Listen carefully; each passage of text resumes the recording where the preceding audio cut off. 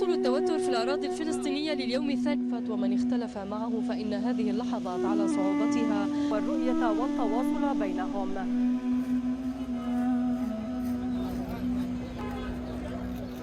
كانت رمزاً في شجاعتها، في جرأتها، وفي مصداقيتها. خبر صادم، فاجعة بحسب تعبير كل من عرف شيرين الإنسانة أولاً والإعلامية المميزة ثانياً. صبت كل جهدها خلال سنوات عملها الميدانية للحديث عن الناس وهمومهم وقضاياهم.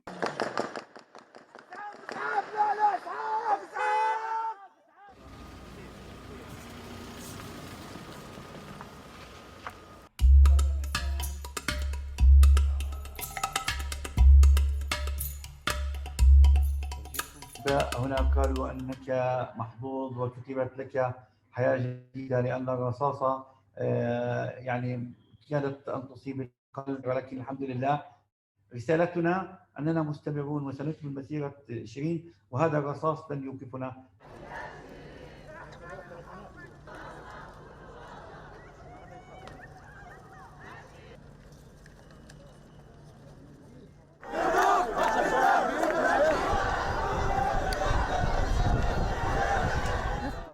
في لحظة واحدة